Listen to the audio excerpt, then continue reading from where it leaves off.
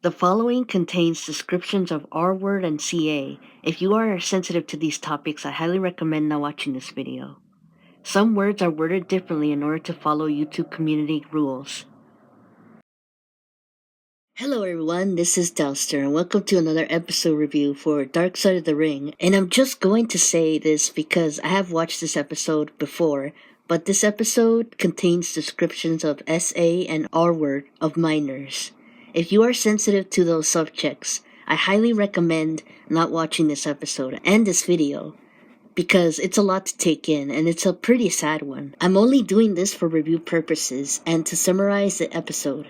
This episode talks about the wrestler Grizzly Smith, who was the father to Jake the Snake Roberts, Rockin' Robin, and Sam Houston. Grizzly did some inappropriate things to his daughters and others who were minors back then, but was a part of the wrestling community. It was because of their father's actions, Jake turned to substance abuse and Robin turned to drinking, but only for a little bit. Jake is known for bringing out a snake to the ring as part of his gimmick, but never teamed up or got into a faction with his sister Robin or his brother Sam. Grizzly was not a good father to his kids and would pin them against one another. I'll start with him first. His real name was Aurelian Smith, and he was born on August 1st, 1932 in Houston, Texas. When he was young, Grizzly worked in the oil fields before he got into the wrestling scene. Grizzly met someone who got him into wrestling because he was told by the person that he would be good at it, as Grizzly was a 7-foot tall man. Grizzly would stand in the wall and get paid around 25 cents or more by having people punch him in the stomach. Getting punched in the stomach was not a problem for Grizzly, as he hardly felt anything and made a lot of money from it, which led him to join wrestling. Later on, he got a 13-year-old girl pregnant out of R word, which led to Jake being born. Jake's real name was Aurelian Smith Jr., but mostly uses his ring name, Jake, throughout his life as he hated his father and did not want to have the same name as him. His mother divorced Grizzly when she was 17. As a child, he lived in fear but considered his mother a great and wonderful woman, even though she was blinded by Grizzly's gross acts. Years later, he had siblings who were from different mothers, such as Richard, Michael, who is also known as wrestler Sam Houston, Joe Lynn, and his youngest sibling, Robin. Sadly, the Smith siblings were passed around as Richard lived with Grizzly's sister and husband since the couple could not have children, and Joe Lynn was being taken care of by Grizzly. As for Jake, he lived with his grandmother after his parents had split up and called Jake Buster when he was in high school. His grandma died when he was 11, causing him to move back in with his dad Grizzly and his new wife at the time, Marcia. Jake thought that things would get better, but they did not. Marcia played games with Jake when he was young and has said that the games were not fun. The games would be sexual, as Jake tried to tell his father, but this only led Marcia to beat up Jake with a clothes hanger and a fly swatter. This scared Jake as a child, but he soon realized that his father was aware that the beating had happened. Just as Marcia had touched Jake inappropriately as a minor, so did Grizzly, as he was doing the same thing to Joe Lynn and Robin. Jake called his dad a PDF file. Grizzly was not the kind of father who showed his parental love towards his children. When he saw his father getting hurt from wrestling with bruises and wounds, Richard asked him why he wrestled, and he told Richard that it was his way of making a living.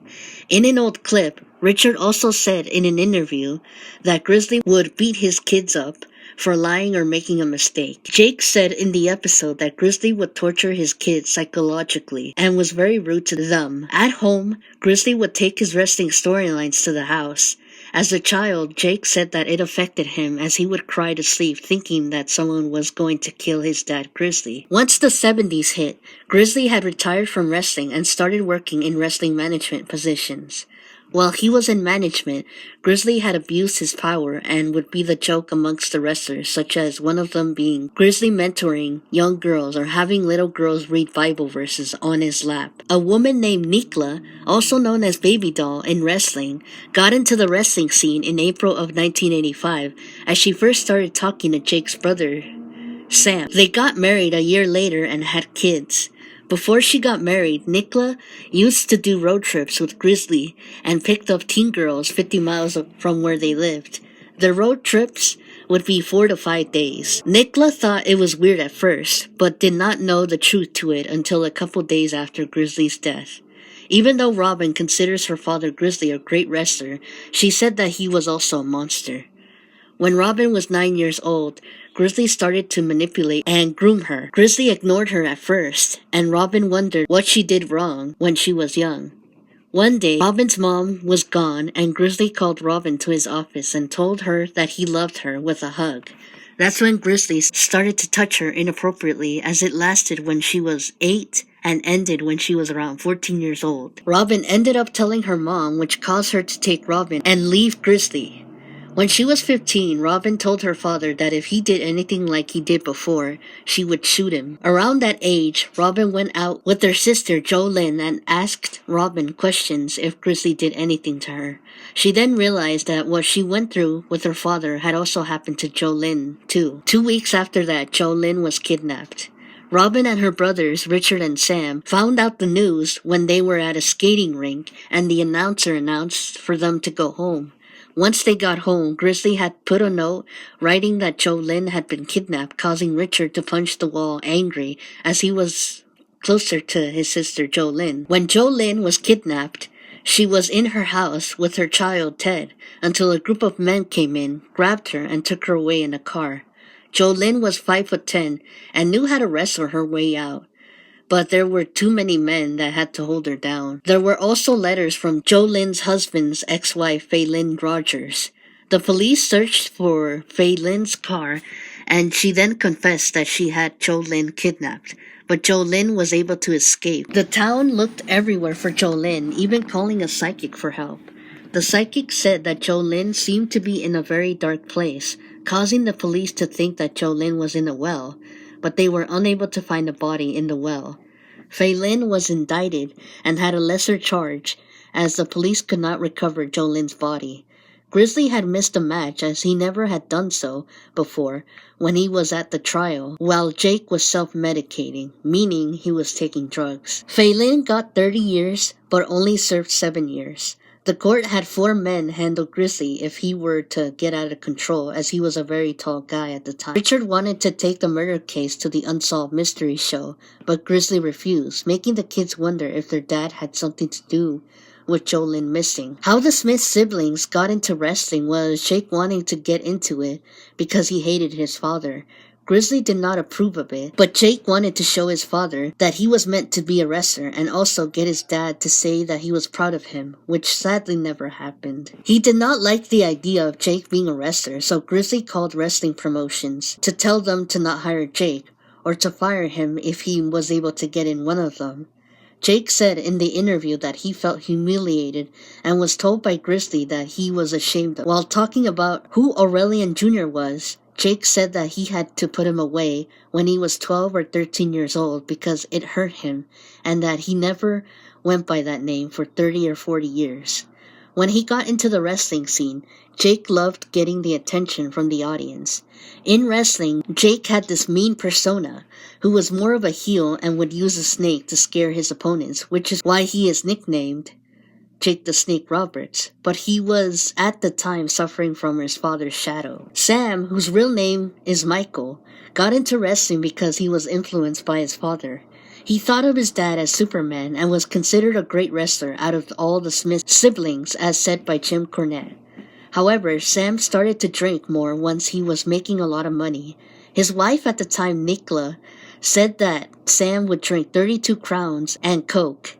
Eventually, Sam would get a lot of DUIs in Texas, but Grizzly was able to bail Sam out of the charges since Grizzly had some connections. When he was in prison, Sam would only stay a day or 2 in jail until one day the police had had enough, as they were going to send him to jail for 30 years. Sam tried to take his life by hanging himself, but failed. For Robin, she started training with Nelson Royal and would train her like one of the guys. Vince McMahon eventually got her attention when she had a dark match with Sensational Sherry and was impressed by her punch, as he thought that Robin punched like a guy. He then sent her a package with airline tickets to the next wrestling show. Robin, Grizzly, Sam, and Jake all worked at WWF around the same time, with Grizzly working in the management area, but they did not get into a stable or a faction together.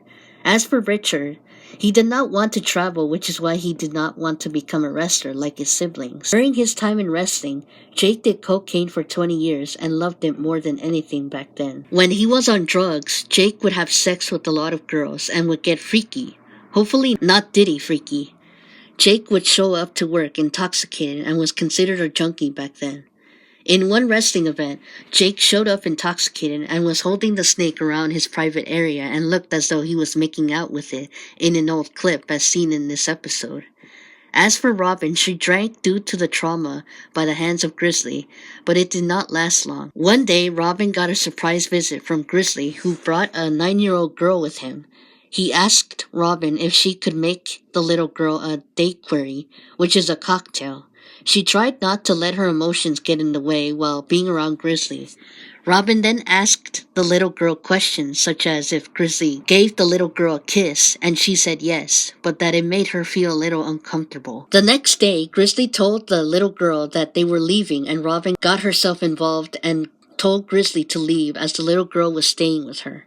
Grizzly then left by himself. Through the remainder of his life, Grizzly was taken care of by Richard, as he was dealing with Alzheimer's disease during his last years. He died at the age of 77. Sam heard the news that his father had passed away when he was in prison. He never knew about the abuse that Robin and her mom went through until Grizzly passed away.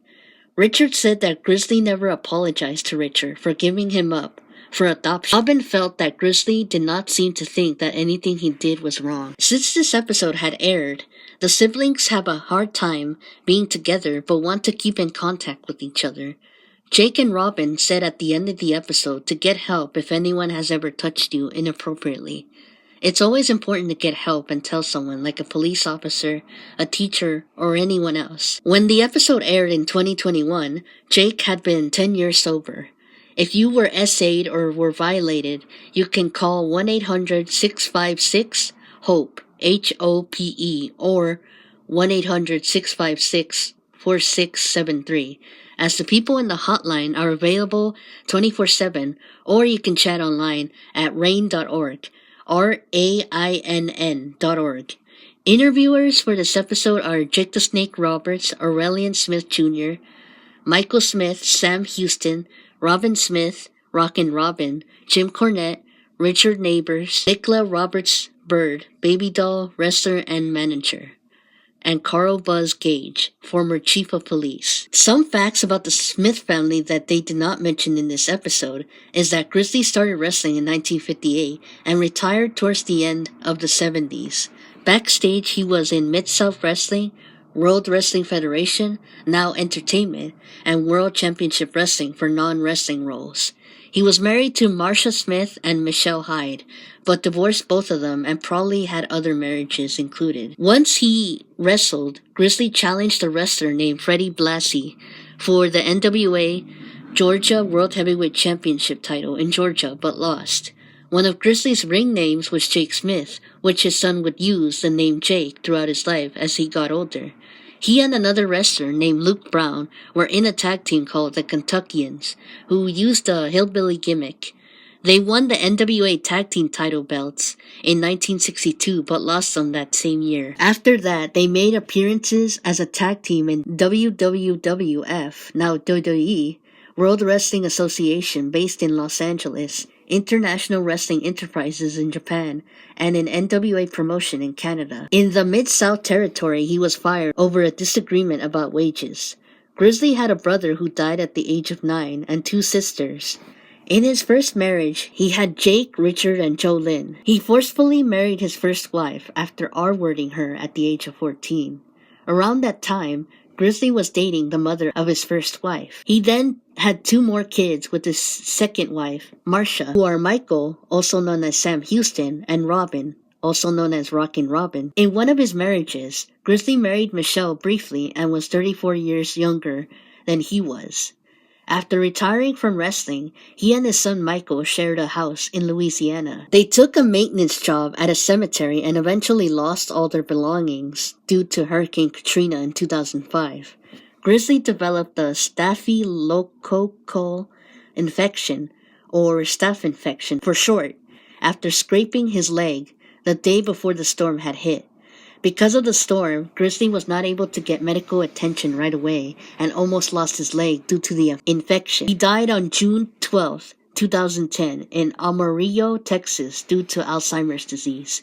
He and his tag team partner, Luke Brown, won the tag team titles in AWA, Big Time Wrestling, NWA, Mid-South Sports, NWA Tri-State, and WWA. Jake was the oldest child of Grizzly and was born on May 30th, 1955 in Gainesville, Texas. His father left Jake's mother when she was 17, as she had just given birth to one of Jake's siblings around that time. He started his wrestling career in 1974 at Louisiana as a referee at first, before transitioning to a wrestler. In the beginning of his wrestling career, Jake worked in Mid-South Wrestling, Mid-Atlantic Championship Wrestling, and Georgia Championship Wrestling. And GCW, Jake was a part of Paul Ellring's Legion of Doom. The next promotion that Jake had went to was WCCW and teamed up with Gentleman Chris Adams and Gino Hernandez in order to face the Von Erich brothers. Jake had won the match with Adams and Hernandez, and the three wrestlers received the WCCW television title. He made his debut in WWF on March 8, 1986 in Boston, Massachusetts, and wrestled Jose Luis Rivera. At WrestleMania 2, Jake won his first match at WrestleMania against George Wells. Gross fact, George foamed from his mouth when Jake's snake was wrapped around his head. I've actually seen it and it's pretty gross. Jake was given his own talk show segment called The Snake's Pit, which debuted on WWF Wrestling Challenge in 1986. Days later, Snake's Pit was moved to WWF Superstars of Wrestling in order to replace Piper's Pit, because at the time, Roddy Piper had retired after WrestleMania 3. Snake's Pit ended in 1987, when he had a match with Randy Savage for the Intercontinental title. The match ended in a double disqualification. As a heel, he had the audience cheering for him, as he faced Randy Savage and Hulk Hogan, who were both baby faces at that time. In a storyline feud with Rick Martel, Jake pretended to be blind after being sprayed by Martel with cologne. They had a blindfold match at WrestleMania 7, where Jake won the match against Martel with a DDT. At a SummerSlam pay-per-view, Jake gave a cobra as a wedding present for Randy and Miss Elizabeth.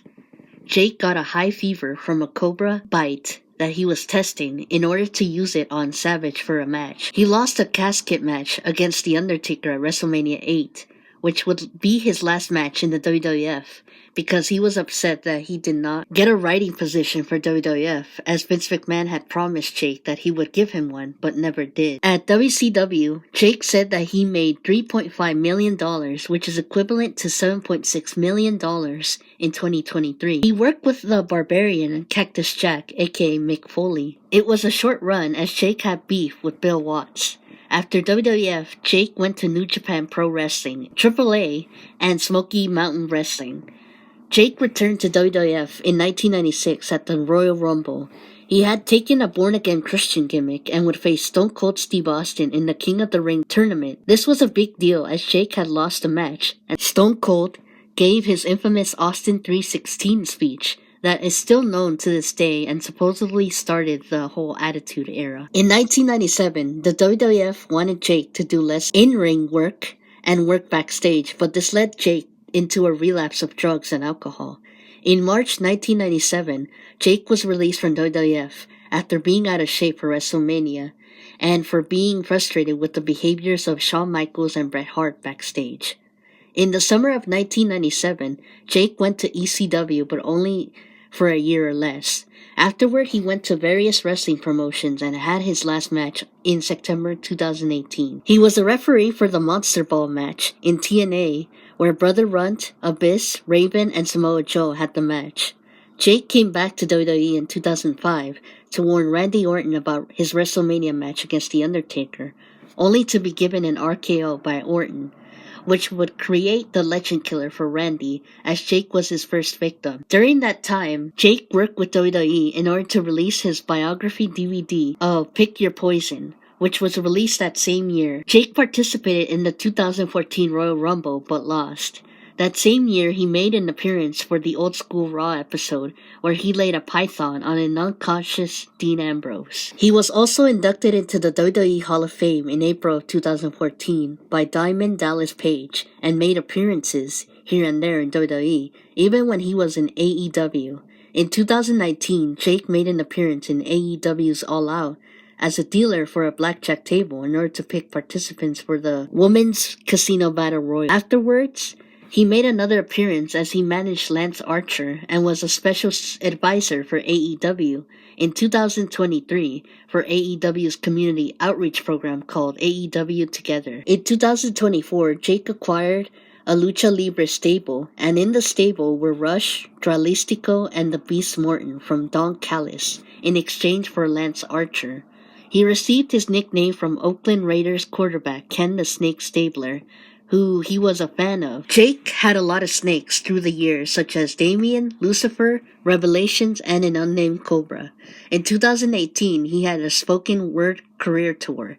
Jake made appearances in the DJ Cat Show, Boy Meets World, An Almost True Story, Toxic Tutu, The Peanut Butter Falcon, The Skies Are Watching, and The Bet. Jake has a raspy voice that came from an accident in the ring when he fought against Olympian Bob Roop. What happened was that Bob had hit Jake's throat with his knee, causing Jake's voice box to be crushed. Roberts has relapsed many times, but in 2012 he moved in with Diamond Dallas Page, and his time with him was documented in the documentary The Resurrection of Jake the Snake. It seemed that the documentary helped Jake get better as he was 300 pounds before the project, and eventually lost 50 of those pounds, as well as getting shoulder surgery and eventually regained mobility. In February 2014, Jake had muscular cancer below his knee, as reported by TMZ, but that same year in July, after many surgeries, he was cancer-free. The next month, in August, Jake got very sick on a flight as he was planning to attend a birthday event. He had pain and a shortness of breath that led him having the flu. Jake sadly ignored the doctor's orders and continued to travel to events, and was later diagnosed with double pneumonia. The doctors also found abnormality in his brain after years of taking bumps in wrestling. On Jim Ross's podcast, JR said that Jake was in poor health and had breathing issues.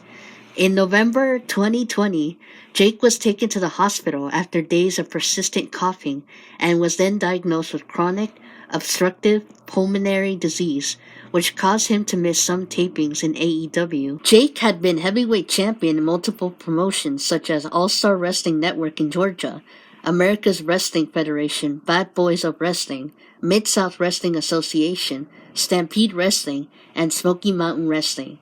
He was television champion in GCW, Mid-South Wrestling Association, and WCCW. The Cauliflower Alley Club gave Jake the Men's Wrestling Award in 2013. Pro Wrestling ranked Jake for Inspirational Wrestler of the Year in 1996, as well as number 23 out of 500 wrestlers for wrestling solo in 1991, and number 100 out of 500 singles wrestlers in 2003. Jake has never won a title in WWE, but was inducted into the WWE Hall of Fame in 2014. His brother Sam Houston, whose real name is Michael Maurice Smith, was also in WWF from 1987 to 1991. Michael was born on October 11, 1963 at Waco, Texas.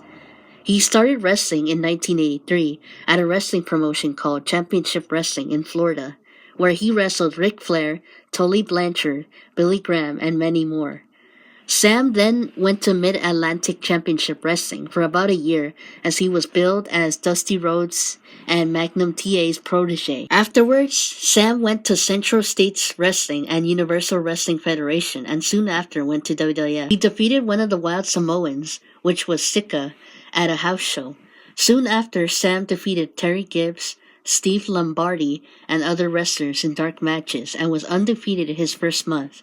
Eventually, Sam lost to Bam Bam Bigelow, who had made his debut in June of 1987 in a house show. After months of dark shows, Sam made his television debut in February of that year in WWF Superstars. Sam had his last match with the Barbarian in 1991.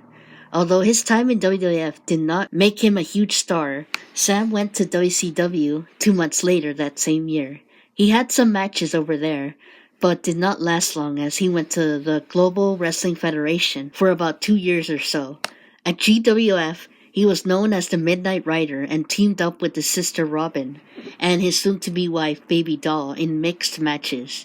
In 1993, he went back to WCW and had a handful of matches but then left in 1994.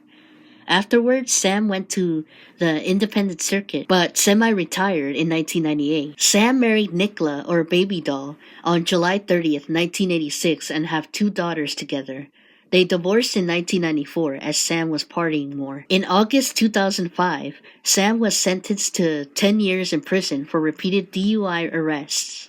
He owns a wrestling company called Mid-South Entertainment. In 2021, he moved back to North Carolina where his mother's family lives. As of today, Sam is married again and has a stepdaughter. Sam has won the heavyweight title in Central States Wrestling, Mid-Atlantic Championship Wrestling, NWA, ARKLATX, Virginia Wrestling Association, and World Class Wrestling Federation with 1 reign in each of these promotions. He has won the television title in GWF and a tag team title with Charlie Norris in PWA.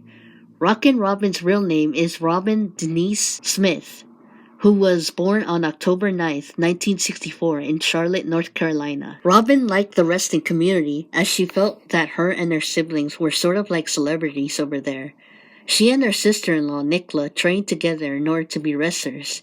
In one of her first wrestling promotions, she started out at Wild West Wrestling. Smith made her debut in WWF in 1987.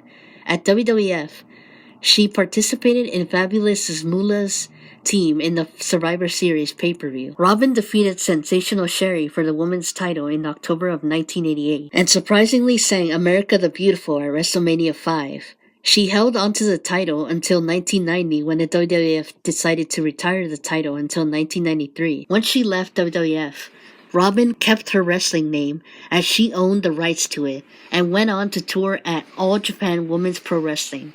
She received praise from the Japanese bookers and won the Ladies Major League Wrestling's international title.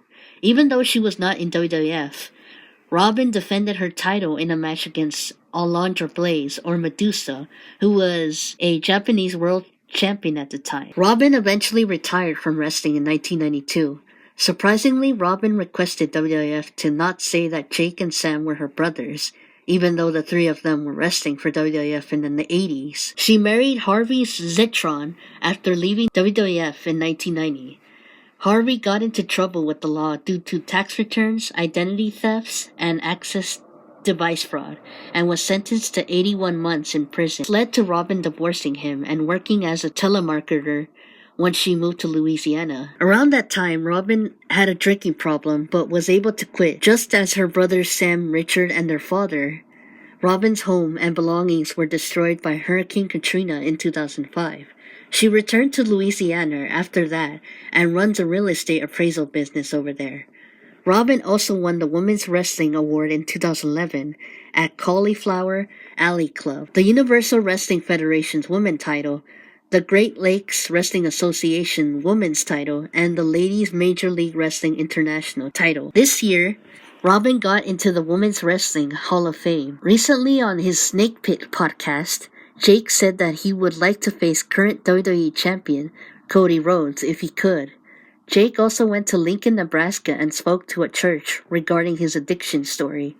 Sam continues to wrestle in independent circuits and asks people for help on donating money to a wrestler named Black Bart, who is battling stage 4 colon cancer and was an opponent that Sam faced before. If you donate, Sam will give items depending on the amount. His daughter Samantha Starr, aka Miss Starr, won the NWA Women's World Tag Team Championship title this year. There isn't much about Robin other than an article that I found from 2021, where she did an interview and said that she almost lost the WWF Women's title to Hurricane Katrina. This episode was very deep and sad as it talked about the Smith siblings being abused by their father. I give it a 9 out of 10, but I wish that the episode could have spoken a little more on Jake, Sam, and Robin's wrestling careers. Although it was a dark episode, I'm glad that they told their stories and were brave enough to express themselves in this episode. In my opinion, I think Grizzly had something to do with Jolene's disappearance because when they talk about Grizzly's reaction to her disappearance, it seemed like he felt weirded out by it. Grizzly was a really bad man and he hurt his kids, especially Jake and Robin. I remember seeing the Beyond the Mat documentary on YouTube and they did paint Jake as a bad father. From what I saw on the internet, Jake stayed away from his daughter because he was scared that he was going to hurt her like Grizzly did to him and his sisters. He has come a long way and I hope that he, Sam, or Michael, Robin, and Richard can reconnect, and I wish them all the best in life. But thank you guys for your time and patience since this video is a very long one. Take care of yourselves, everyone around you, and your mental health, and I'll do the same too. Bye guys.